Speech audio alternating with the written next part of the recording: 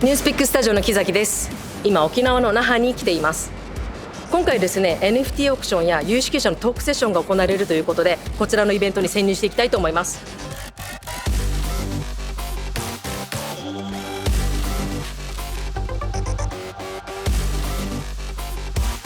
ただいま NFT アートのオークションが終わったんですけれども、こちらの斉藤直樹さんの作品、なんと 15.4 イーサリアムで落札されました。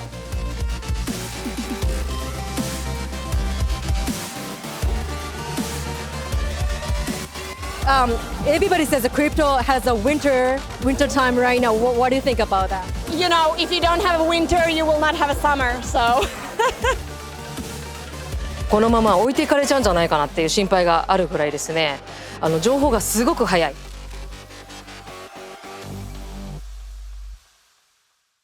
今からこちらで NFT アートのオークションが開かれるということです。このように現物のアートももらえますし、オープンシーでこのデジタルアートのオークションも今から行われるということです。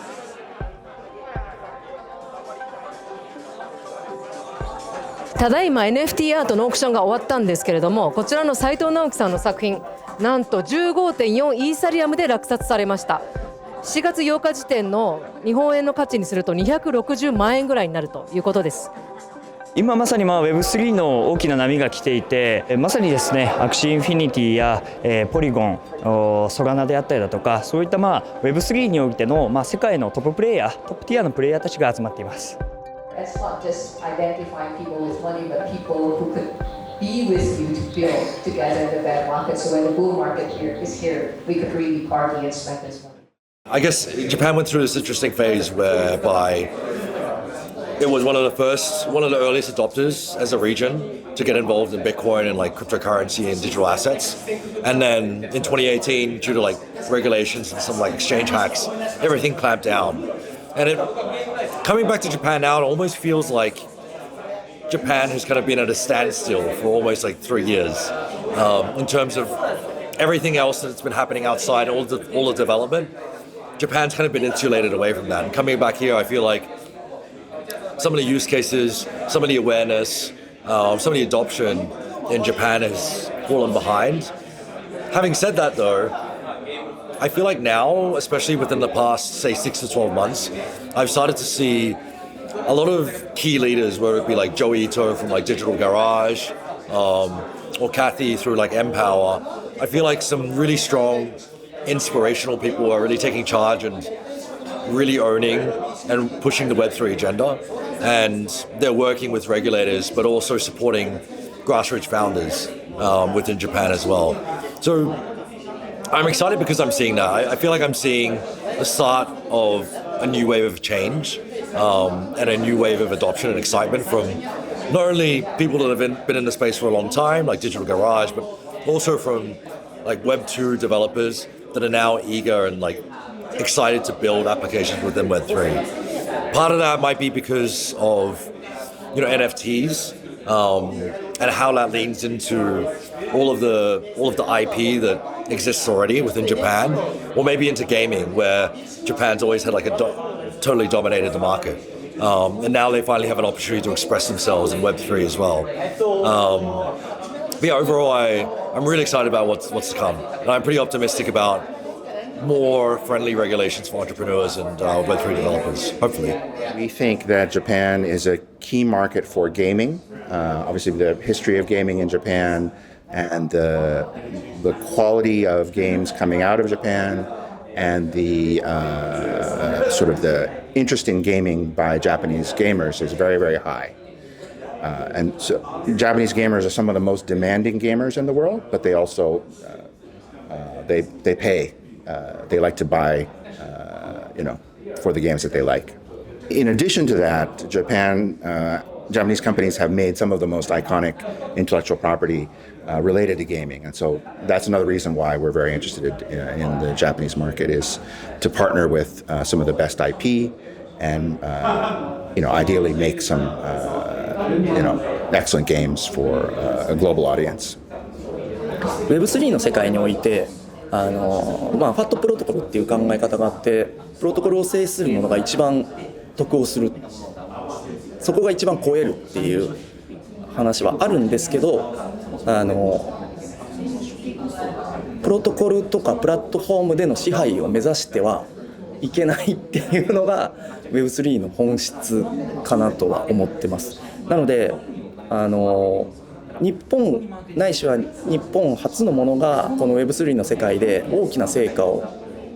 得て、世界中の人たちが受け取る何かになるとすると、やはりそれはもうソフトコンテンツレイヤーなのではないかなと思ってるんですね。日本人が、まさに今そういうムーブメントもどんどん起きてきてるので、きっとそうなると思うんですけど、コンテンツレイヤーで Web3 に特化して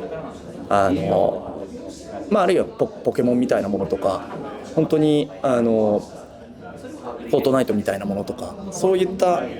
全世界の人たちが楽しめるWeb3 コンテンツっていうのを、日本の文化風土と直結する形で持ってこれたら、それが日本の結構価値なのではないかなとは思いますね。はい。We all use Japanese technology, Japanese infrastructure, Japanese brands all around the world. People like me, but we're not from Japan, but we use Japan stuff. That proves to you that Japan is an incredible amount of talent. And how do we funnel this talent into Web3? Right, Japan is still kind of new, getting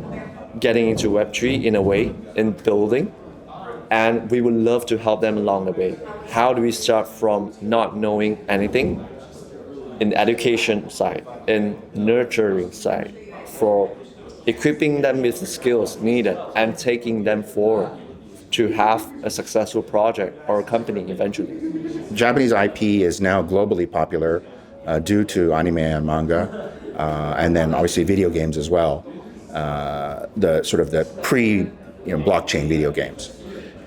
We haven't yet seen a Japanese IP in blockchain in a blockchain game that's globally popular yet, but we hope that day will come soon. So when Axie Infinity specifically became popular in the Philippines, this was an early time in the coronavirus pandemic when many people lost their jobs. And didn't have income. And a number of people found the Axie Infinity game, and they were able to earn a small income every day by playing Axie. And so that's how play to earn initially took off. So I would say it is true that most of the population and the players are from Philippines. I would say it's maybe around 50 to 60% of the players are still from the Philippines. But I feel like most of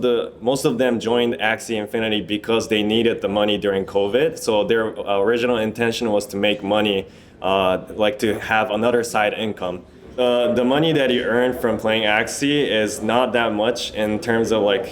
if you're living in Japan, but in the Philippines, I feel like the GDP difference